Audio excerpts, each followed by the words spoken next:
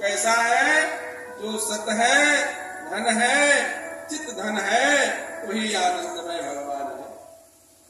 विश्व उत्पाद हेतवे, जो इस विश्व के पालन सृजन संहार ये तीनों के हेतु है। त्राप त्रय विनाशाए, जिनकी चरण शरण में जाने से जीव को तीनों तापों का अंत हो जाता है, ऐसे भगवान श्री कृष्ण के चरणों में हम अपने मस्तक को नत करते हैं।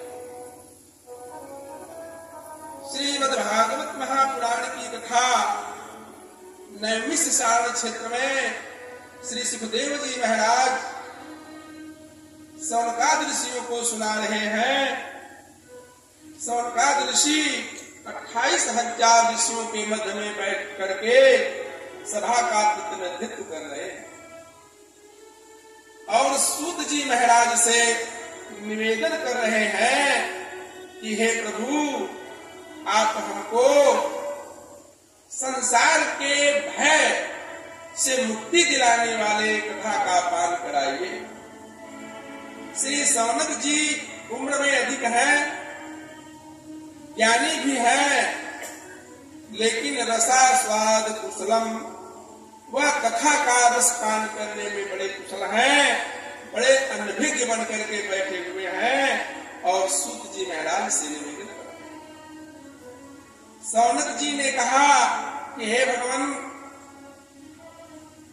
संसार के अंधकार को दूर करने के लिए तो सूर्य की एक किरण ही पर्याप्त है, लेकिन हृदय के अंदर अज्ञान का जो अंधकार व्याप्त है उसको दूर करने के लिए आप जैसे महाज्ञानी, जिनके पास आचार्य का दिया हुआ अपार ज्ञान है, उस किरण के प्रकाश से हृदय के अंदर जो अंधकार व्याप्त है उसको आप दूर करें।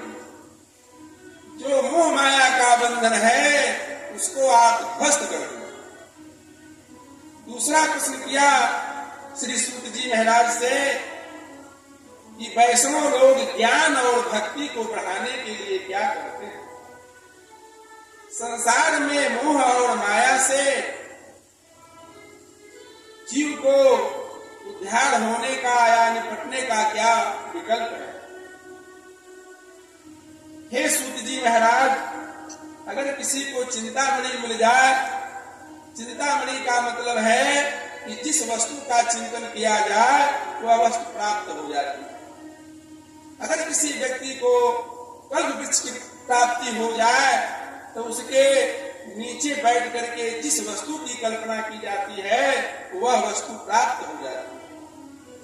लेकिन भगवान का साक्षात्कार, ब्रह्म का साक्षात्कार तो गुरुदेव भगवान के आशीर्वाद से ही होता है। बिना गुरुदेव भगवान के आशीर्वाद से भगवान का साक्षात्कार नहीं होता। इस प्रकार से जब निवेदन श्री सौनक जी ने सूत जी महाराज से किया तो सूत जी बड़े प्रसन्न हुए और बोले कि आप लोगों का हमारे मन में इतनी बड़ी भक्ति है, इतनी बड़ी श्रद्धा है, तो संसार के भय से मुक्त होने के लिए जो वेदों का सार है श्रीमद् भागवत महापुराण की कथा हम आप लोगों को सुनाएंगे। लेकिन जब कोई व्यक्ति किसी व्यक्ति को बहुमूल्य सामान देता है तो उसको एक बार सावधान करता है कि आप सावधानी से और संभाल करके इसको रखिए। श्री सूत जी महाराज सौनक जी को सावधान कर और सावधान करके भगवान श्री देवकी नंदन का स्मरण करके कथा का पान कराते हैं। श्री सूत जी कहते हैं कि संसार में सबसे बड़ा डर मृत्यु का है। प्रत्येक प्राणी को मृत्यु का भय आक्रांत किए हुए है। लेकिन यह तो मृतलोक है, जो आए हैं उनको तो मरना ही मरना है। संसार संसरह रति इति संसार, संसार तो खिसकता है, सरकता रहता है। दिन और रात यह व्यक्ति के आयु को खा जाते हैं। तो महाराज जो यहाँ पैदा हुआ है उसकी मृत्यु तो सुनिश्चित है। कलामुखम ग्रासितो नेपते हेतवे किरेणि सुखेणि भासितम। संसार मृत्यु के इस भय से बचाने के लिए श्री सुखदेव जी महाराज श्रीमद् भागवत संहिता इस काल में प्रकट किया। जो सुखदेव जी महाराज को आचार्य परंपरा से प्राप्त हुआ। तोता बड़ा मीठा बोलता है, लेकिन बोलता वही है जो उसको सिखाया जाता है। तो आचार्य परंपरा से सुखदेव जी महाराज को जो भागवत संहिता प्राप्त हुई है वह मन रूपी फल नहीं है, यह आचार्य के माध्यम से प्राप्त हुआ फल है। जब महाराज परीक्षित की मृत्यु सुनिश्चित हो गई, 7 दिन में मरने की बात निश्चित हो गई, तो महाराज परीक्षित मोक्ष के तलाश में घूमने लगे। उसी समय श्री सुखदेव जी महाराज गंगा नदी के तट पर श्रीमद् भागवत संहिता के द्वारा उनके भय को मुक्त कर। तो सुखदेव जी महाराज जब महाराज परीक्षित को श्रीमद् भागवत महापुराण का पान करा रहे थे, तो देवताओं ने स्वर्ग से अमृत का कलश लेकर के आ गए। देवता लोग बोले कि हे सुखदेव जी महाराज, परीक्षित को मृत्यु का भय है, तो यह स्वर्ग का अमृत उनको पिला दीजिए, उनको अमृत की प्राप्ति हो जाएगी। सुखदेव जी ने विचार किया कि देवता लोग तो बड़े चालाक होते हैं और यह बिना बुलाए, बिना आवाहन किए स्वर्ग का अमृत कैसे लेकर के चले जाए। देवताओं ने प्रस्ताव रखा कि हे प्रभु, यह स्वर्ग का जो अमृत है वह महाराज परीक्षित को पिला करके उनको अमृत प्रदान कर दीजिए और इसके बदले में हमें श्री हरि का कथा पान करा दीजिए। सुखदेव जी महाराज देवताओं को बहुत डांटे, बोले कि आप तो सौदागर बन करके आए हुए हो, अगर कथा सुनने के गरज से आते तो मैं आपको कथा का पान करा देता, लेकिन आप तो सौदा करने के लिए आए हो। तो स्वर्ग का जो अमृत है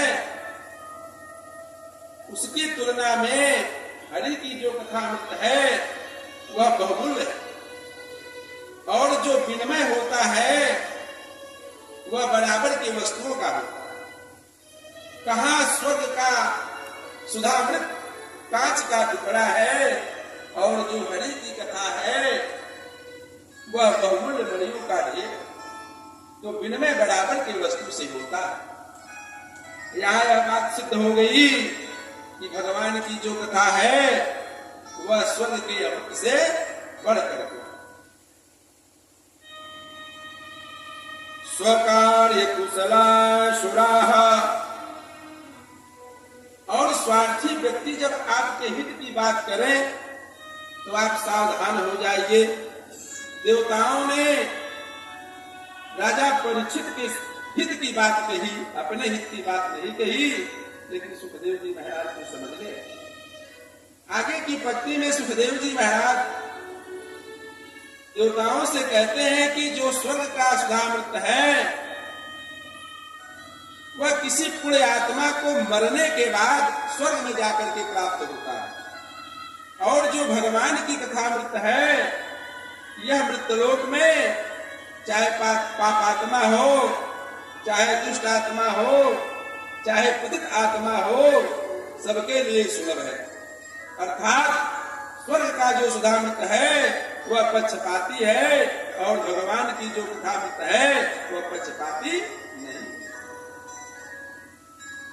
सुखदेव जी ने आगे कहा कि जो स्वर्ग का अमृत है वह पुण्य को क्षय करता है। मरने के बाद कोई आत्मा पुरुष जब स्वर्ग में पहुंचते हैं तो उस अमृत का पान करते हैं, लेकिन कब तक पान करते हैं? जब तक उनका पुण्य रहता है। पुण्य समाप्त हो जाने के बाद वो फिर पृथ्वी पर गिर जाते हैं।